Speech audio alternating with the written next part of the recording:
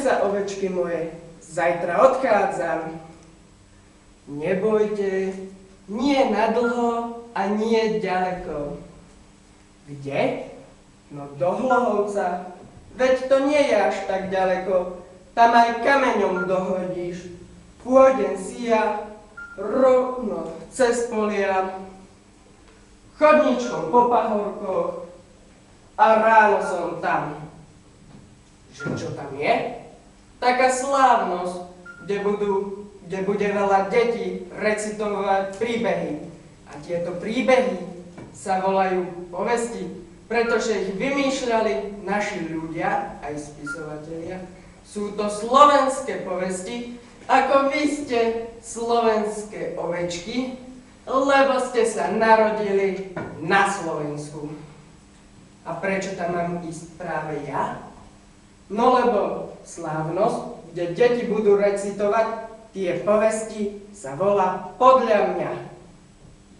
Na čo by som si vymýšľal súťaž slovenských povestí, šalianský Maťko. Ale...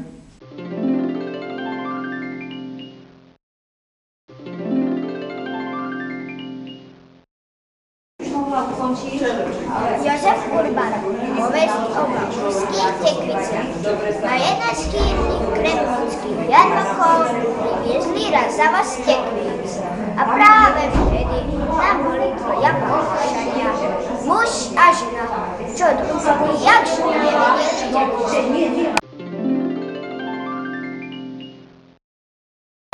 O Kubovičoch chcel byť pánom.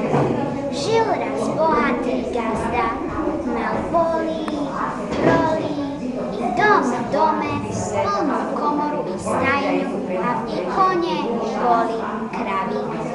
Bohatý to bol veru gazda a mal aj syna Kuba. Robiť sa mu nechcelo. Nuž, rozhodol sa, že bude pánom. V jednej chalupe bývala Inša. Muža jej drády na výdľažský zámok odviedli. Tam on dáde v temnici. A jar ide, pole čaká na oráčov. Vybrala sa Ineša do hory, raždiana zbierať. Slniečko svietilo, zem dýchala jarou.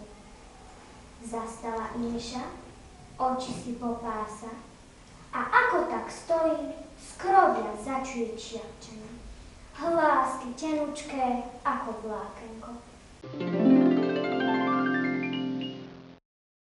Aj to je jeden prostriedok umeleckého prednesu, kde akože by malo dominovať znova to slovo.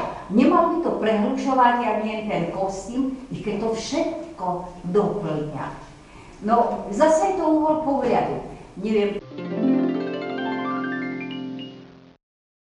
Pri výbere siahli po tých starších autoroch.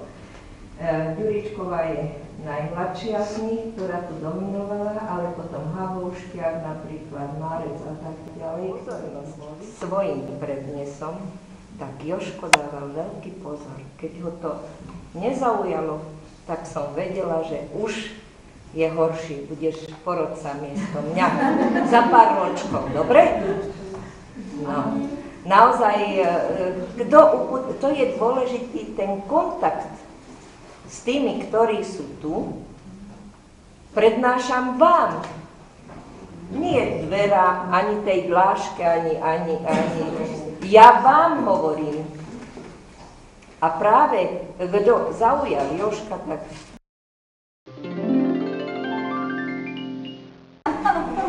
tak prvá kategória, za tretie miesto vo pôvodnom kole súťaže Šaliansky Maťko získava Zuzka Hrotíková.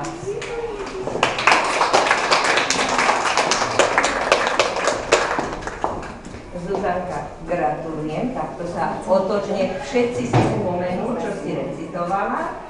Gratulujem ti a dúfam, že sa na rok stretneme a bude to čoraz každý rok lepšie a lepšie. A už keď budeš slečna, taká 12-ročná, to bude úplne najlepšie.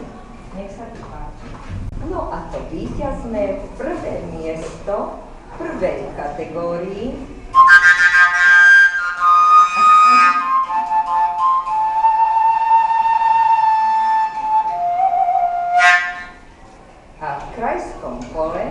bude reprezentovať Martin Patár.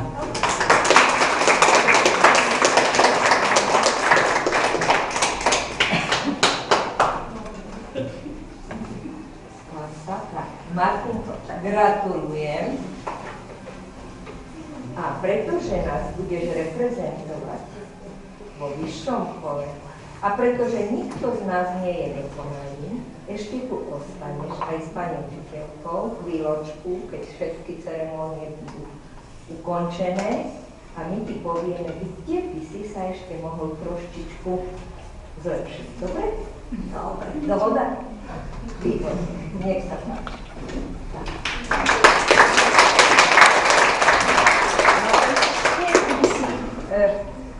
Dovolil Mikuláš Dúhy ti za to víťazstvo posielal takýto darček. Nech sa páči. Ďakujem.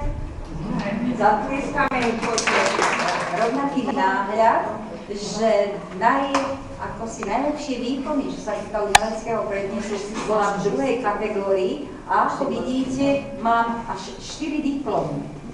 A síce udelili sme 2 tretie miesta. Diplom za tretie miesto Žaliansky Matko získava Barbora Poláková.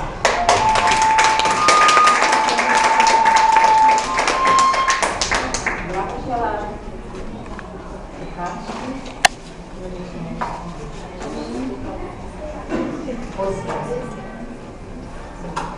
Druhé tretie miesto sme udelili Anete Moldovej.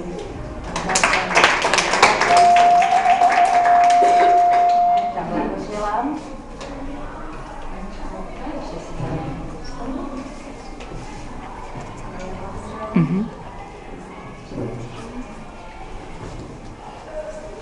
Prichádzame k druhému miestu. Druhé miesto získava Zuzana Jurčacková.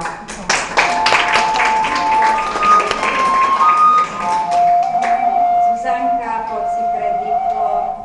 Mala si veľmi ten text, čo? Ale nás bol výborný recitátorka, si talent. A ďakujem aj pani učiteľkám, ktoré nás pripravovali. No a už sme pri prvom mieste. Prvé miesto získava Ema Halmešová.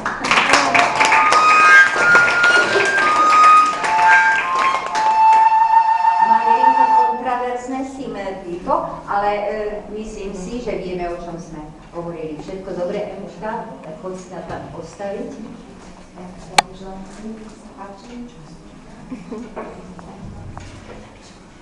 Tak, posledný potlesk im dáme.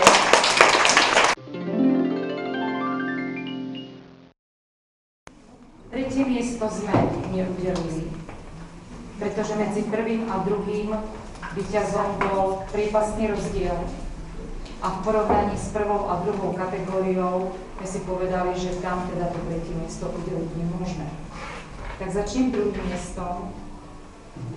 Druhé miesto získava Deniska Michalková.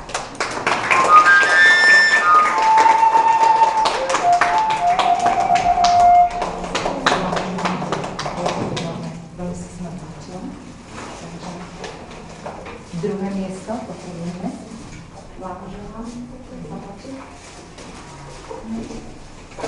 A prvé miesto určite všetci spoločne súhlasíme s tým, že získava Tatiana Lenghartová.